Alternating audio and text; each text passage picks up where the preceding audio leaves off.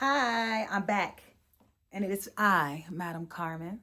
And we are here again with another BDSM one-on-one. And this one will be focusing on aftercare. We just got finished wrapping up a conversation about subspace, and I could not stop saying the A word. Assholes. Aftercare. Also, before we get into it, don't forget to like and subscribe to my YouTube channel. I appreciate all of your support. Because without the resolution or the ending of a subspace experience, where would we be without aftercare? Where will we be during a subspace without aftercare? Like, we need to have aftercare. Otherwise, we would all just be in these damn subspaces and not really being consciously within our bodies. Like, and I know that some of us maybe want to experience that on a full-time basis, but realistically, remaining in a subspace permanently is probably not the healthiest way to like live your life. So neither here nor there. Make sure you check out my subspace breakdown in my BDSM one-on-one class on here. And we're going to get into aftercare. In the world of erotic practices, there's really no room for individualism or selfishness within this lifestyle.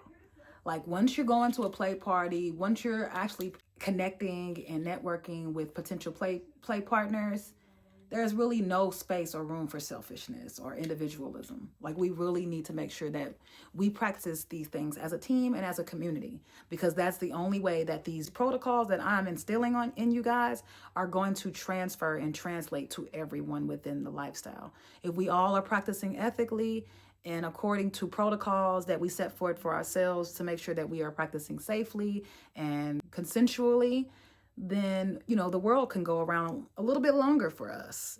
Otherwise, if we're not doing it, we are really doing, like, this BDSM community, we're really doing them a disservice. So it's really important for us as a community to uphold the integrity of this lifestyle.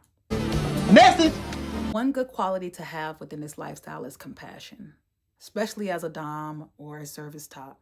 Compassion is one of the most important traits that a submissive or a bottom looks for when they're interested in engaging with other potential partners. There's a difference between self-care and selfishness. Self-care is making sure that we are aware of our autonomy, we're holding ourselves accountable for our actions and behaviors, and we are responsible for the choices that we make.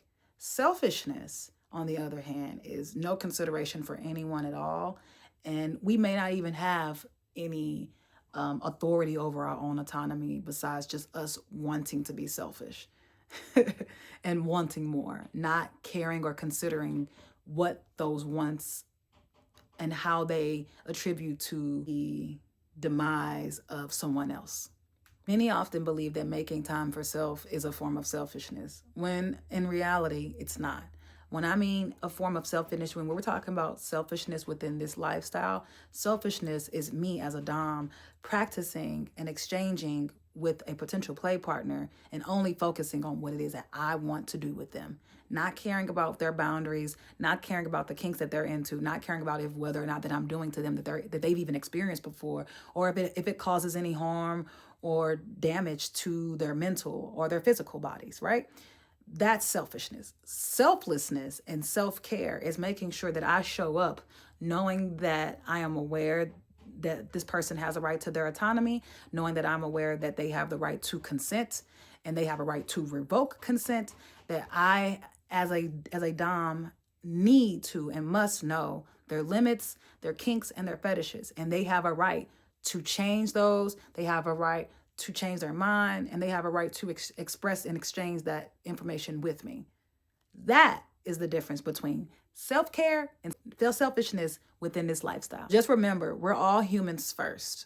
So before you start saying, I'm a dom, and you're going to do what I say, you're a human.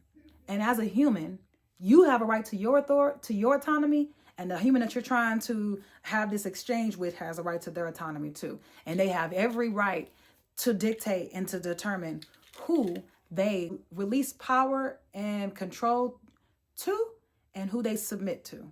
They have all of that right. A dom is nothing without a submissive.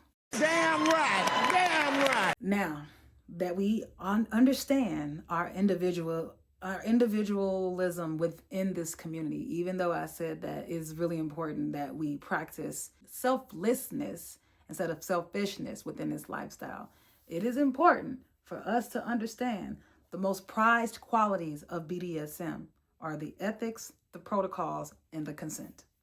So after a scene has ended, or a session has ended, or an exchange with a potential play partner or someone at a play party, the show has not ended.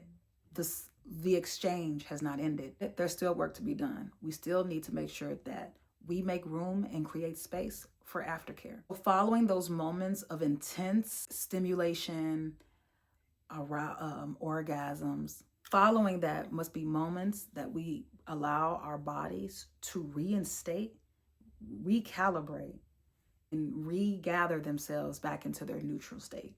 Because of how intense exchanges can be, that will determine what is needed and how much for aftercare. So it's important as humans to remember that once we reach that tippy top of climax, we must come back down to our neutral state. Come down, man. So remember what I said before when it comes to subspace. Subspace is a wonderful alternative space, but we don't need to remain there for days on end. It may be possible that subspace may be something that we're still in after a scene or a session. It may be days after we were still experiencing that subspace. That is cool, but at the same time though, it is really important that we get and attain and practice and experience that aftercare that is needed to bring us back into that neutral state. Some people experience moments of euphoria that lead to sudden drops of heart rate and blood pressure and may lead to dizziness. It also may lower the levels of your endorphins as well. So the best time to negotiate and discuss aftercare is during the negotiation process prior to scene. So before we even have our exchange, I need to consent to everything, and so do you.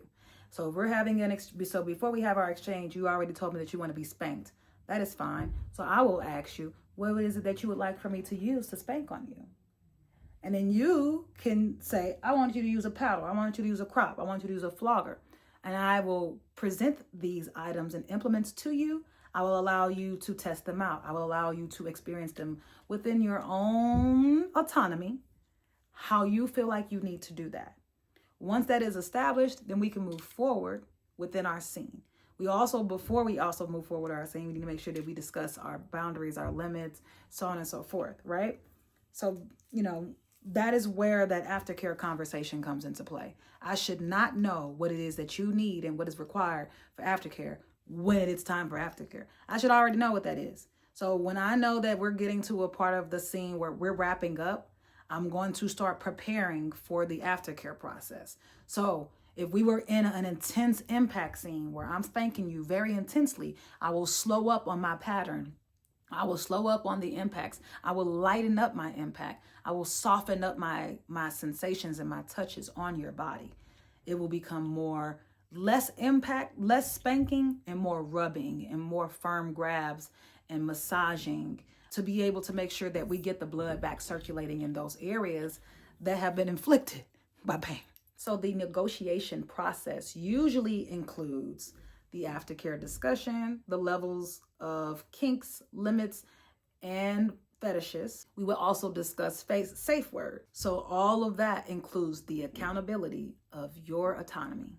In order for me to know what it is that you like and don't like, you have to be aware of what that is. And that is being aware of your own autonomy. Even if you don't know the levels of pain or the threshold levels that you can and cannot endure within practicing these particular kinks and fetishes, doesn't mean that we can't explore that together. At least having a foundation of knowing what I can and cannot do with you in our exchange of energy, that's how we're going to pursue. That's how we pursue. That is the foundation of our exchange. As a dom, I too have boundaries. I too have limitations. I too have a list of kinks and fetishes. This is where we have that negotiation process to make sure that our kinks, fetishes, limits, and everything in between aligns. This is how we establish chemistry within our kinks, within our practices of BDSM and within our practices within this lifestyle. Feeling that secureness of your autonomy and the transparency that you've relayed between your potential play partner or your regular play partner during the negotiation process is imperative to how the scene will navigate moving forward. Every BDSM scene will differ, and it is very difficult to duplicate. But never duplicate it. Never expect the same outcome, even if we're having very similar exchanges, even if it's with the same exact person that I've exchanged with before. Just like sex, every exchange is specific and every exchange is special. And it's individualized based off of that moment. That is why being present and in the moment during your play is so important. You don't want to miss out on anything. You're the only one there that can recall, aside from the person that you're exchanging with, that can recall what happened. If I call you and say, hey, what happened during your scene? I can't tell you, oh, I already know what happened at your scene. Girl, you got spanked and you enjoyed it and it made your toes curl, your eyes roll behind your back. That shit may not even happened. It is important for you to be there so you can tell me what's going on. Coming from someone who has actually practiced my BDSM and kink scenes in a more mainstream way, the scripted scenes aren't even the same. Although all scenes differ and have pre-negotiation differences and expectations, that doesn't mean that we don't negotiate. We negotiate every scene. I don't care if it's a 5-minute scene in exchange or a 35-minute scene in exchange. Every scene in exchange should be negotiated. Period. When else will you know that there is consent happening? When else will you know that everything that you're doing is consensual? I mean, I guess you have a point. What else is discussed during a negotiation process? The time frame in which the scene may last. As I mentioned, a scene could last 5 minutes or 35 minutes. That is up to you guys what you guys mutually discussed. I may personally want a scene with you for 35 minutes. You may feel like you could take this whooping for an hour. But we may meet somewhere in between. I say 35, you say an hour, we say 45. Whatever we discuss and we agree to and consent to mutually occurs prior to scene. During the negotiation process. Yeah, you're getting it. You're catching on. Safe word protocols and pre-negotiated safety words, safe protocol systems. Not just safe word protocols, but also safe protocol systems. Because not all safe protocol systems include words. They may be gestures. So consenting to a scene that has not been previously discussed or negotiated may lead to a very dangerous and violent scene. Discussing these details helps with the prevention of violence, sexual assault, triggering and traumatizing your potential play partner or your permanent play partner. This will overall lead to just an terrible experience. So now we know that aftercare is included in that pre-negotiation process. And we also know one of the most vital keys to BDSM and kink in this community and lifestyle is consent. We also understand how important safety is, right? Right? Aftercare ties into that safety and awareness, right in that little zone there. Being alert and oriented throughout the entire scene may not be a possibility for your bottom or submissive.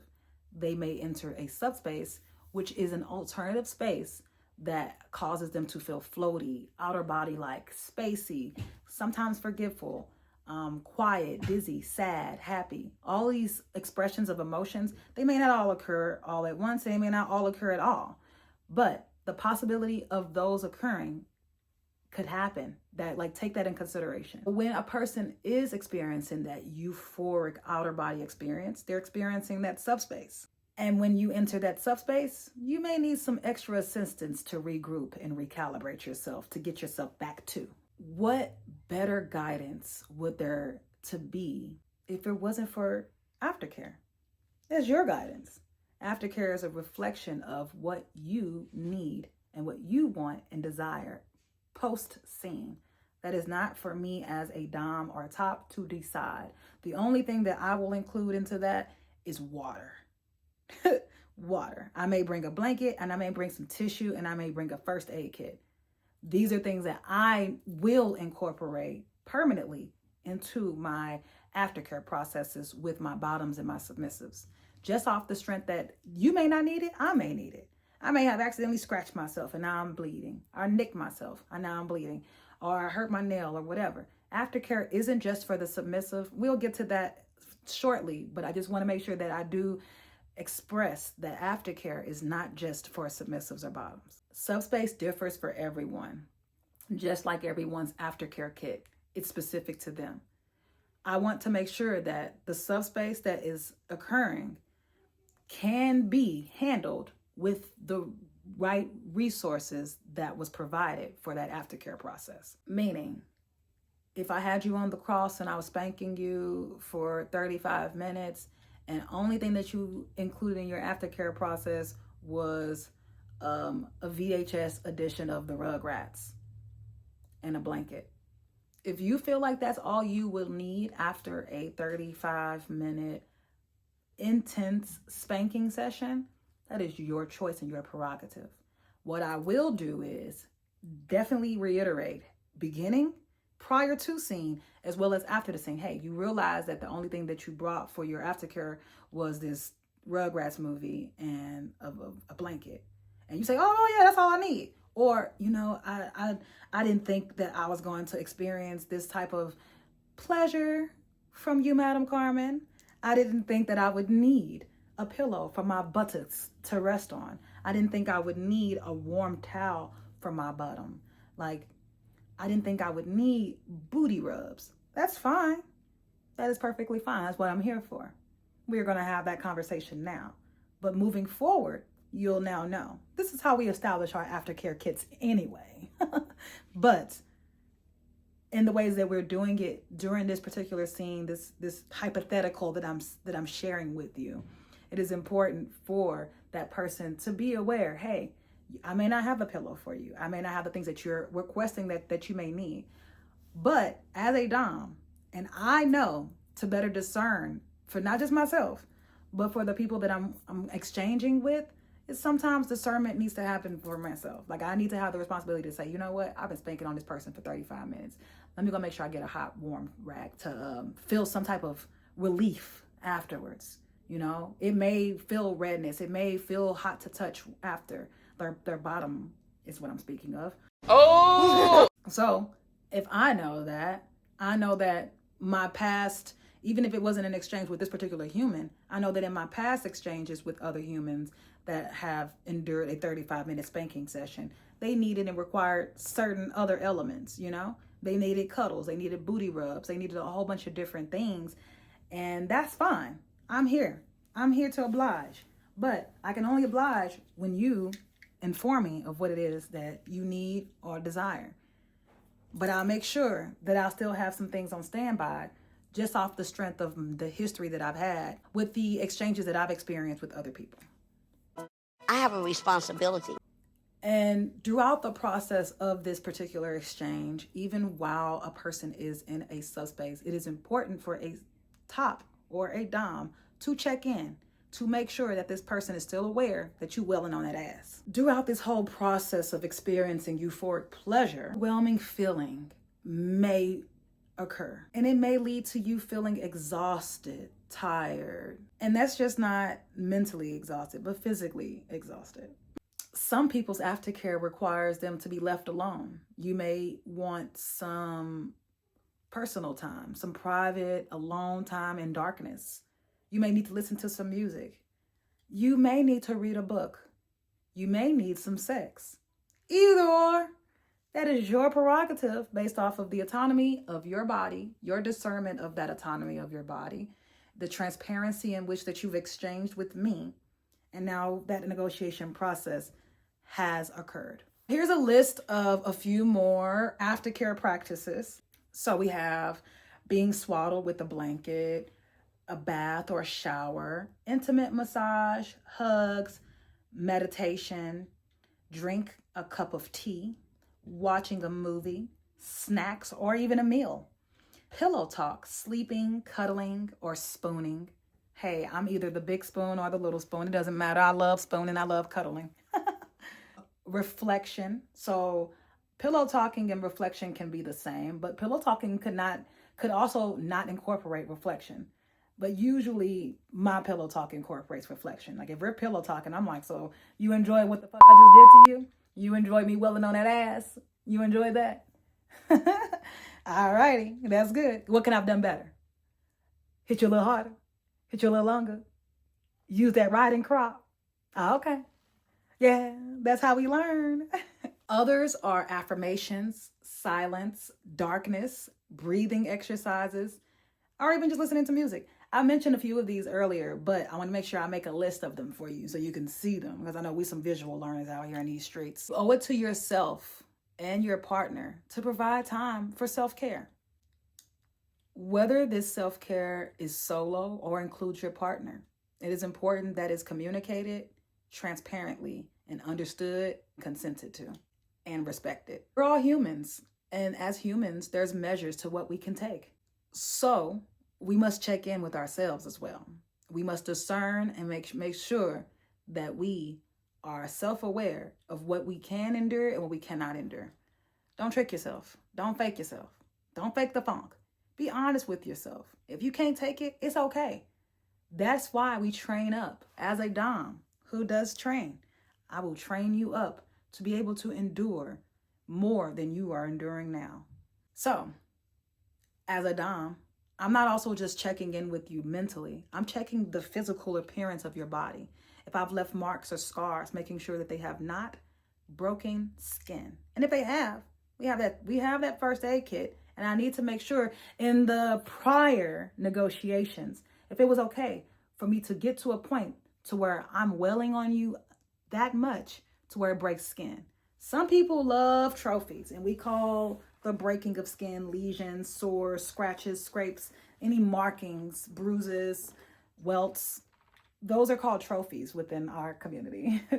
Some people love those trophies. It's a constant reminder of that moment. Remember, I told you that moment is only experienced between you and the person that you're experiencing with. Even if you shared with me the entire experience, it's not comparable to what you actually experience. I can only imagine is where that term comes from. Keep in mind, when we're speaking on trophies, those bruises, marks, lesions, scars, scratches, scrapes, bites, they have time limits in which they last on your body. Make sure that we have previously negotiated what we will allow to remain on our body. What kind of markings will we allow to remain on our body is previously discussed in the negotiation process. Some markings may last days, some may last hours, but some may last days, some may even last months, some may be permanent. I've left some permanent scars and markings on submissives and bottoms before, and they've consented to them and they're very proud of them. And I love when they send me pictures. Send me pictures. Snap a pic here, snap a pic there. So don't send me nudes. Send me bruise. Speaking of what we experience post-scene, aftercare still occurs after the scene has ended. And the scene hasn't officially ended until aftercare has occurred. But I'm saying that, when we're in the moment and in that scene and I'm performing that aftercare with you, we're experiencing aftercare. Days pass and I check in, that is a form of aftercare. Checking in after the scene is a form of aftercare. I'm caring for you after the scene. Okay. So I'm checking in a couple of days later and I'm like, hey, how you feeling? How's your mind feeling? How's those scars looking? How those bruises and bite marks looking on your body? Those welts, how they healing well? And you tell me everything's healing fine. I'm just feeling so confused and lost and lonely. That is a form of drop, which is why it is important for us as doms and tops to make sure we check in so we can make sure that they are aware that they may still be in that subspace and they may still need to have a little bit more intense forms of aftercare. I may need to come over there and rub on you some more. You may need to get a massage, maybe listen to some music together.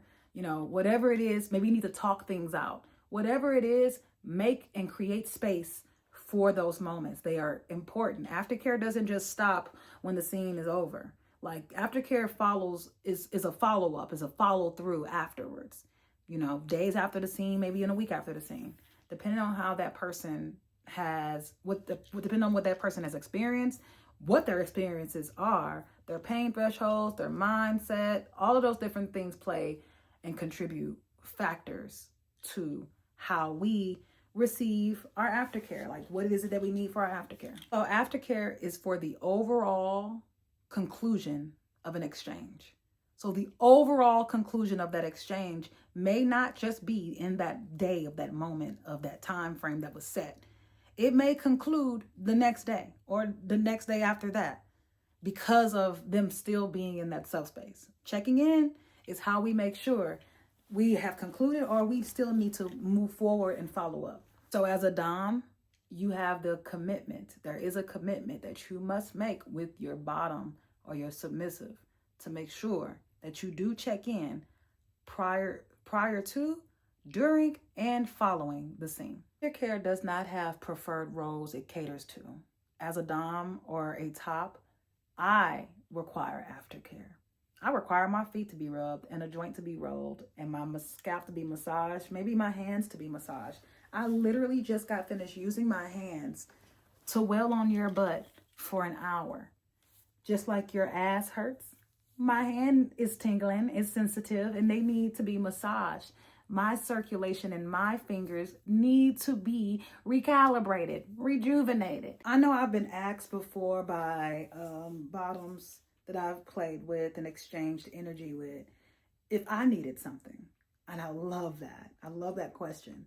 Because like I said before, we usually discuss negotiation processes prior to the scene. That is the more ethical and safe way to practice BDSM, kink, and anything involving this lifestyle, right?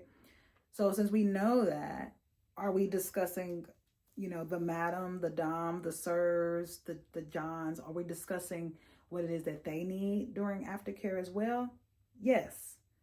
Why wouldn't we? It may not be a lot. It may be a little bit. They may just want to be left alone too. I have a couple of dom friends that I personally know who literally have told me their form of aftercare is getting a glass of whatever their favorite drink is, being in a room in darkness and silence and being left alone. I've tried it without the drink, but I've tried to sit in the room in darkness by myself after a scene, and that's not my forte. I personally like to still be around the person that I've exchanged with, because me being such a caregiver, that is a part of my form of aftercare, is to be able to know that you're good. So for me, my form of aftercare, aside from just getting my feet rubbed, hands rubbed, and my joint rolled, I want to be able to know you're okay. If you're next to me and you're laying your head on my lap, or we're hugging and we're cuddling together, that is one of the best forms of aftercare for me. It doesn't necessarily explicitly have to be cuddling or holding each other, but being in the same room and being in each other's presence following the scene. It makes the scene feel more personable and not just an exchange, So we have these scenes and we're in this lifestyle to have less personable exchanges and more exchanges to reach the expectation of climax or release or whatever. Do I, as a dom or a service top, have the responsibility to my bottom or submissive or whoever I'm playing with? I have a responsibility to myself. So it's important for me to check in with myself. My submissive or my bottom may do and say, hey, is this something that you need, madam? That's fine. And like I said, I love that. I definitely cherish and honor moments when I'm exchanging with submissives and bottoms who are already just considerate in that way. Instead of me having to pre-negotiate it or discuss it prior to scene, they just instantly, after I finish with their aftercare, is it something that you need from me, madam? I don't need a lot from you. I'm okay if you just come and rub my hands for me while we're just laying here. And I'm fine with that. I love that, being able to have that exchange. But yeah, it is very important for me to be self-aware as to what it is I need. Aftercare is an imperative part of kink. It is an imperative part of this lifestyle. Without aftercare, this would just be a very unethical blob of sexual, sensual, physical exchanges between humans. Whatever the outcome is that you kind of wanted to take from being a part of this lifestyle, it has a lot to do with the aftercare process. I want people to understand that without aftercare, you're not really practicing ethically in this lifestyle. Without pre-negotiation, without safe words, without consent, you're not practicing in this lifestyle ethically. Without communication, without transparency, you are not practicing in this lifestyle safely. In order for us to make sure that we're practicing within this lifestyle safely, we make sure first that we are aware of our autonomy, that we are self-aware of what it is that we need before we go out into the world to try to dictate or try to express or exchange that information with others. So before I say, hey, as a mom, I feel like you need some spanks. Before I say that, am I in a mental space to properly give this person spanks without the transferal of any negative energy, right? So without the transferal of, oh yeah, my other sub just pissed me off, let me take it out on this sub. That's not how this works. That's unethical.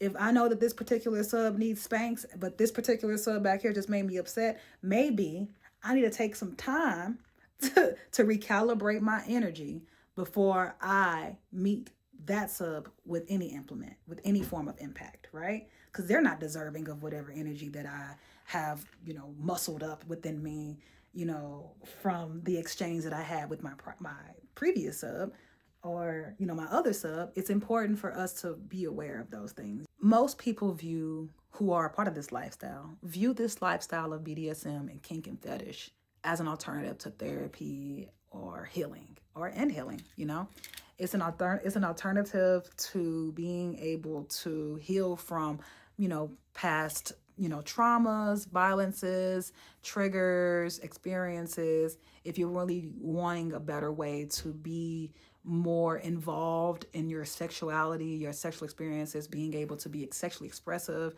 liberated. A lot of people enter this lifestyle with those factors in mind and wanting to attain those particular goals that they've had set for themselves, whether to build more confidence within self, to be able to learn their threshold levels, to be able to meet like-minded individuals. That's all specific to that person. But one of the most important things within this lifestyle, like I said, no matter who you are, and no matter what role you play, you deserve to be with and have exchanges with like-minded individuals who share the same love and passion and compassion for this lifestyle and for themselves as you do. And you deserve the best. So if I'm meeting you with such confidence in my self-awareness and such confidence in my autonomy, I want you to meet me with that same energy.